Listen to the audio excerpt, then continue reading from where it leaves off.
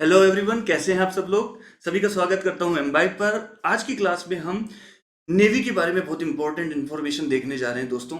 Indian navy join करना किसका सपना नहीं होता है। हर कोई देश का और समाज का नाम रोशन करना चाहता है। तो आज मैं आप लोगों को इंडियन नेवी में सेलर्स कैसे बनते हैं, उनके लिए कौन सी एप्लीकेशन प्रोसेसेस होती हैं, उनके बारे में जानकारी देने जा रहा हूँ। तो यहाँ पर दो कैटेगरीज होती हैं सेलर्स बनने के लिए। वो होती है डबल ए और एसएसआर या डबल एसआर। नेवी के अंदर एक टेक्निकल होती है और एक नॉन टेक्निकल प्रोसेस होती है। So let's have some information about these two categories. Double A आपके सामने लिखा हुआ है, नेवी डबल ए और एसएसआर। तो आप लोग देखते जाइए। The Indian navy invites applicants for the employment of sellers twice a year. दो बार एप्लीकेशंस इनवाइट की जाती हैं, ठीक है, सेलर्स बनने के लिए। इंडियन नेवी के अंदर सेलर्स क्या होते हैं? सेलर्स दोस्तों ये ध्यान रखना, सेलर्स वो होते हैं जो मतलब जहाज के ऊपर, वेसल के ऊपर पूरा वॉच रखते हैं चारों तरफ, कोई डेंजर तो नहीं आ रहा है, ठीक है। साथ में इक्विपमेंट्स की उनकी पूरी जानकारी होती है। वो इन इक्विपमेंट्स का भी पूरा मेंटेनेंस करते हैं, पूरी मशीनरी को देखते हैं अंदर, ठीक है। वो शिप को भी आगे चलाने का काम करते हैं। ये सारे काम सेलर्स के होते हैं। मतलब बहुत ट्रेंड लोग होते हैं दोस्तों, ठीक है। तो बहुत ही मतलब अच्छी हाई प्रोफाइल जॉब होती है। तो आप लोग देखते जाइए क्या क्या मैं आप लोगों को आज जानकारी देने वाला हूँ। For many young Indians who want to join the Indian Navy, it is supposedly a dream career. The Indian Navy has two categories in which sailors may apply. Indian Navy double A and Navy double S are, ठीक है। दो categories में आप लोग sellers के लिए apply कर सकते हो। Since both positions employ the same selection process, applicants frequently become confused between the to.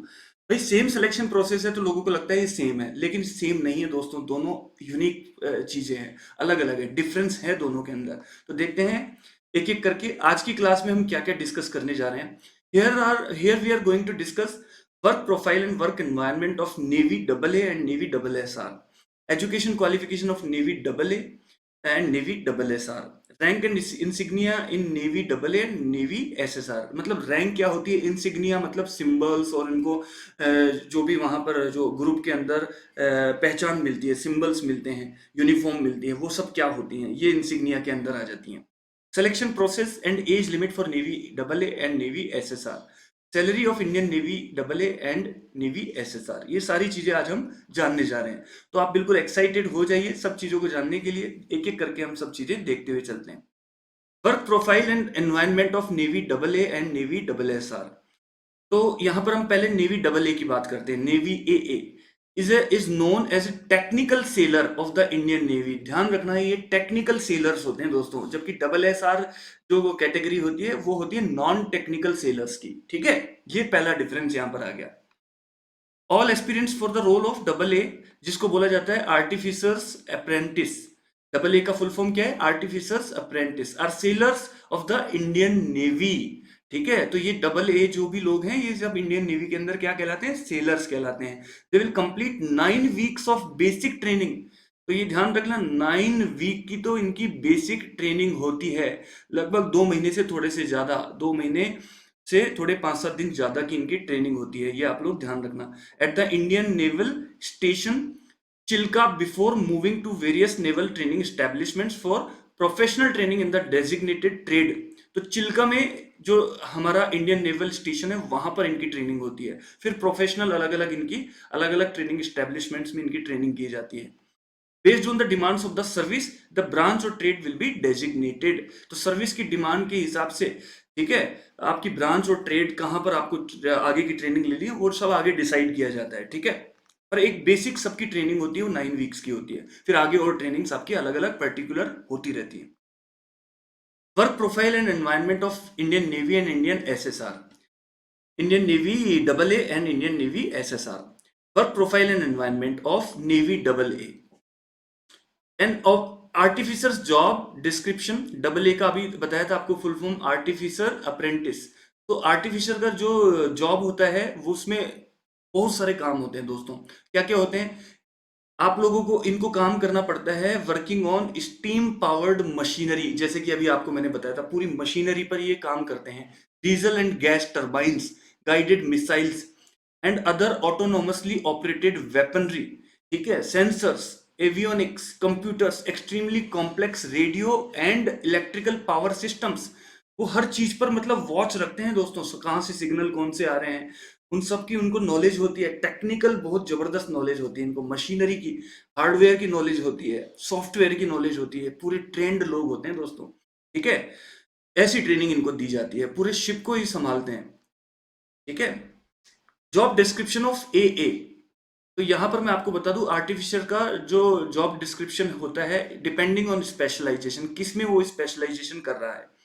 Steam powered machinery में उनका स्पेशलाइजेशन हो सकता है, electric power systems, guided missiles and other automatically controlled weapons, sensors, avionic equipment, ठीक है, diesel and gas turbines, computers and highly advance radio, इन सब में इनकी जो है इनका जॉब डिस्क्रिप्शन होता है। तो इनकी ट्रेनिंग अलग अलग लेवल के हिसाब से अलग अलग जगह कराई जाती है, जो जिसमें भी स्पेशलाइजेशन करना जाता है जिस कैटेगरी में, वहां पर उसकी ट्रेनिंग कराई जाती है, उसके हिसाब से उसका जॉब बनता है। ठीक है, in the event that the other position opens up, they might even be hired for it.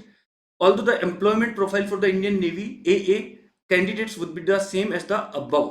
ठीक है, तो मतलब और भी जगह अगर जरूरत होती है तो उनको हायर किया जा सकता है, मतलब बहुत स्कोप यहाँ पर होते हैं। अब एसएसआर की बात करते हैं हम, सीनियर सेकेंडरी रिक्रूट्स। एसएसआर का फुल फॉर्म आप लोग ध्यान रख सकते हो, डबल ए की तरह एसएसआर है, सीनियर सेकेंडरी रिक्रूट्स। ठीक है, Navy SSR is known as non technical sailor of Indian Navy. ये नॉन टेक्निकल सेलर्स होते हैं दोस्तों। For Indian Navy double A and double S R candidates, the fundamental training process is essentially the same. अभी आपको बताया था, fundamental basic जो training होती है वो दोनों की सेम होती है। Following 22 weeks of basic training at INS Chilka, a selected candidate will get professional training in the designated trade and at various naval training establishments based on the demands of the service. The branch of or trade will be designated. Service की demand के हिसाब से उनका decide कर लिया जाएगा, जैसे कि अभी आपको बताया था मैंने। Teams that specialize in different tasks are formed to divide up the work of SSR.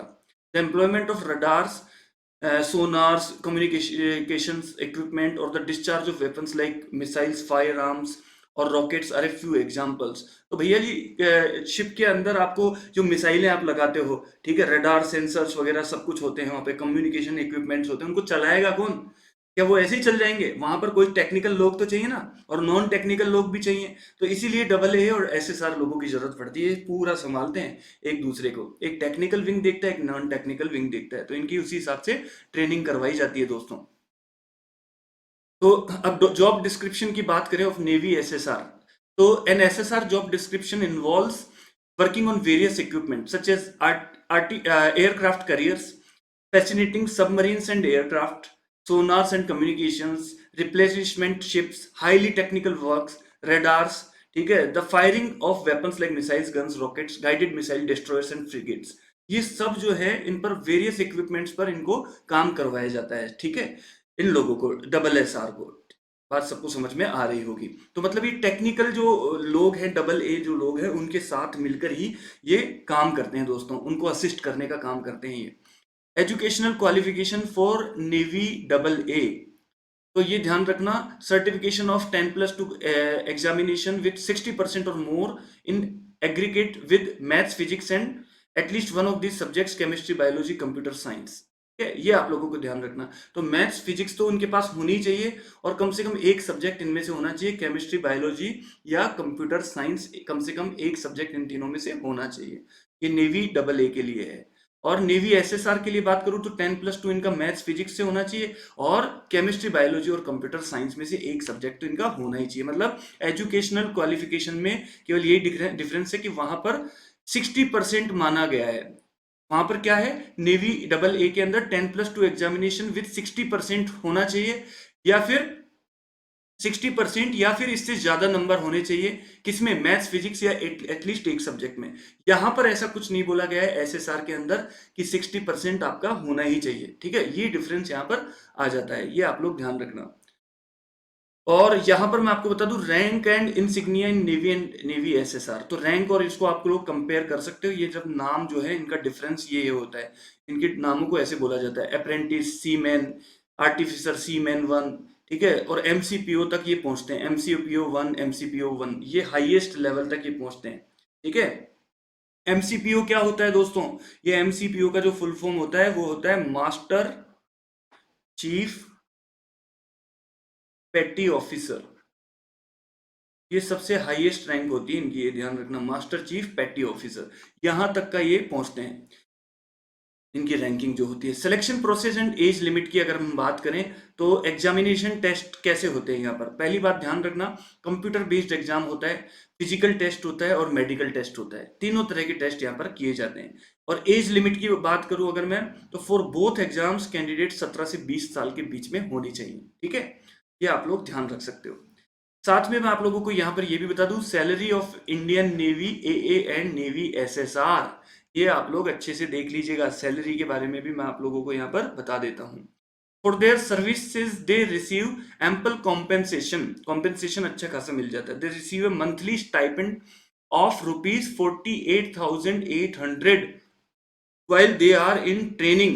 ठीक है, and once they have finished they are placed in the level 3 matrix in accordance with defense regulations। ठीक है, तो ये बात आप लोग अच्छे से ध्यान रखना दोस्तों कि इनकी जो सैलरी होती है, इनकी जो सैलरी होती है वो 14,800 रुपये तो इनको स्टाइपेंड मिलता ही रहता है। कहाँ पर इनको स्टाइपेंड मिलता है? इनकी ट्रेनिंग के दौरान। ठीक है, और साथ बाद में इनको फिर लेवल 3 मैट्रिक्स में डाल दिया जाता है डिफेंस रेगुलेशंस के हिसाब से, मतलब ट्रेनिंग से ही इनको सैलरी मिलना शुरू हो जाती है। ठीक है, बात सबको समझ में आ रही है? तो आप देख सकते हो डिफरेंट डिफरेंट कैटेगरीज की यहाँ पर डिफरेंट डिफरेंट सैलरीज आपके सामने है। ठीक है, फॉर डिफरेंट पोस्ट।